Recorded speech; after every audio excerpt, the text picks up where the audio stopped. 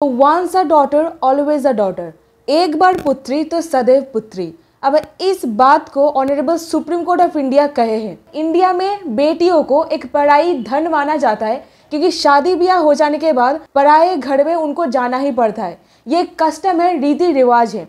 अब यहाँ पर एक चिंता भावना ऐसा बन गया है, बेटियों को जो कुछ भी देना होता है शादी के वक्त दे दिया जाए, ऐसा फादर के चिंता भावना होता है। इसी बीच में सुप्रीम कोर्ट ये जो टिप्पणी की है, क्यों की है? 2005 के अमेंडमेंट के बाद कानून में जो संशोधन किया गया, बेटियों को एक अधिकार दिया गया कि बेटी का पैतृक संपत्ति में हिस्सा होगा जैसे कि एक पुत्र का होता है। अभी क्या है सच्चाई, और इसके बावजूद भी क्या बेटी को प्रॉपर्टी से बेदखल किया जा सकता है? Come on, let's find out. बेटी को उनके शादी के वक्त जो कुछ देना होता है दे दो, उसके बाद उसका यहाँ पर कुछ नहीं रखा है। अभी ऐसे में होता क्या है, यहाँ पर एक ऐसा मैसेज पहुंच रहा है दैट बेटा बेटा होता है, बेटी बेटी होती है। मतलब समझ पा रहे हो आई होप। अभी ऐसे में हुआ क्या था, in the case of Vinita Sharma versus Rakesh Sharma, India में संपत्ति को दो कैटेगरी में डिवाइड किया गया है। पैतृक संपत्ति यानी कि एंसेस्ट्रल प्रॉपर्टी, और दूसरा है सेल्फ अक्वायर्ड यानी कि स्व अर्जित भूमि।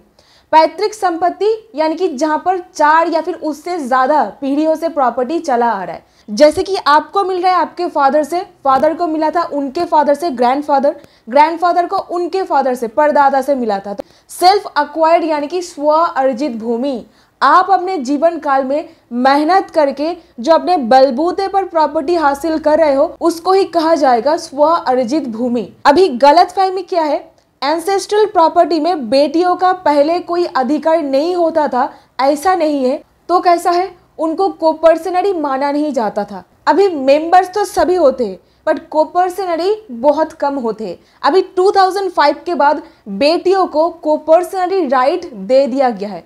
एक सोशल जो स्टिग्मा, सोशल डिस्क्रिमिनेटरी रूल्स को खारिज करते हुए इक्वालिटी को प्रमोट किया जा रहा है यहाँ पर। अभी ऐसे में एक और चीज नोटिस किया जाता है, प्रॉपर्टी अगर आपको विल से मिल रहा है या फिर वसीयत से मिल रहा है, वो एक पैतृक प्रॉपर्टी था, यहाँ पर ये प्रॉपर्टी एक सेल्फ अक्वायर्ड प्रॉपर्टी में कन्वर्ट हो जाएगा।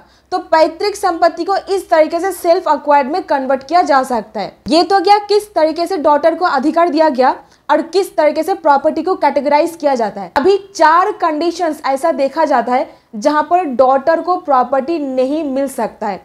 अब किस तरीके से ये 4 कंडीशंस मैं आपको बता रही हूँ। तभी हुआ क्या था, 2005 में कानून में जो संशोधन किया गया था, इसका एनफोर्समेंट डेट रखा गया था 9 सितंबर 2005। अब 9 सितंबर 2005 को लेकर के बहुत बड़ा बखेड़ा खड़ा हो गया था। किस तरीके से, बहुत सारे लोग ये भी कहने लग रहे थे अगर फादर का डेथ 9 सितंबर 2005 से पहले हो चुका है तो डॉटर को कोई भी प्रॉपर्टी नहीं मिल सकता है।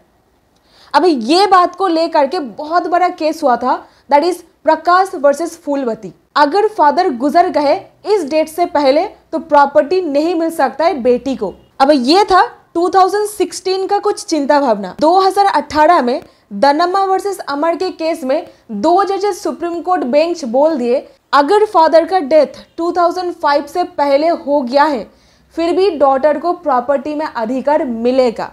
तो एंसेस्ट्रल प्रॉपर्टी में ये अधिकार दिया गया। प्रकाश वर्सेस फूलवती में जो कहा गया उस डिसीजन को सही ठहराने से इनकार कर दिए। ऐसे में सिचुएशन एकदम ठंडा नहीं हुआ था कि बीच में आ गए विनीता शर्मा वर्सेस राकेश शर्मा केस। यहाँ पर सेम क्वेश्चन ही था, 9 सितंबर 2005 से पहले अगर फादर का डेथ हो गया है उस केस पर क्या डॉटर को एंसेस्ट्रल प्रॉपर्टी में भाग मिलेगा? तो सुप्रीम कोर्ट यहाँ पर 3 जजेस बेंच फॉर्म किए और सुप्रीम कोर्ट अपने डिसीजन पर बोले अगर फादर का डेथ 2005 से पहले 9 सितंबर से पहले हो गया है फिर भी एंसेस्ट्रल प्रॉपर्टी में डॉटर को अधिकार मिलेगा। तो फादर उस वक्त जिंदा है या फिर नहीं है दैट डजंट मैटर, और बेटी को बिल्कुल वही तरीके से राइट दिया जाएगा जिस तरीके से एक बेटा का अधिकार होता है एंसेस्ट्रल प्रॉपर्टी में।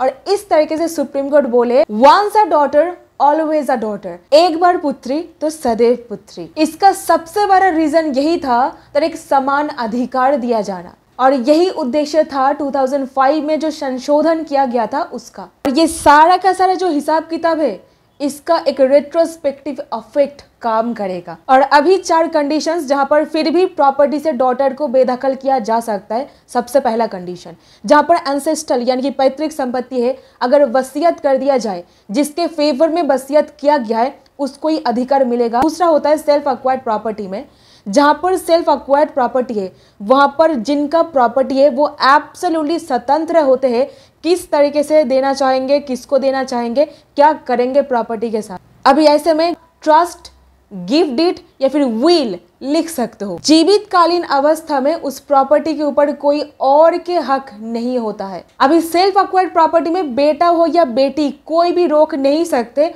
ओनर को जो चाहे वो डिसीजन लेने से। आपके पिता के सेल्फ एक्वायर्ड प्रॉपर्टी में हक आपको तभी मिल सकता है जब उनका डेथ हो गया है, कोई भी वसीयत वगैरह लिख करके वो नहीं गए हैं।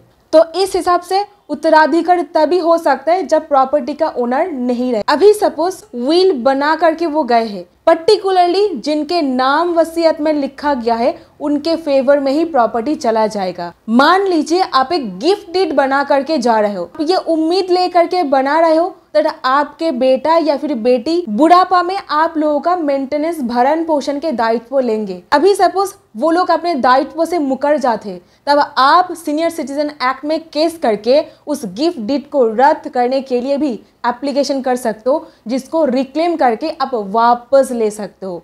अभी तीसरा उपाय ये होता है जिसके तहत डॉटर को प्रॉपर्टी नहीं मिलेगा, that is relinquishment deed. Registered release deed बना करके जा रहे हो, जहां पर आप बोलते हो मेरे को कोई हक नहीं चाहिए, मैं सारा का सारा चीज त्याग करती हूँ।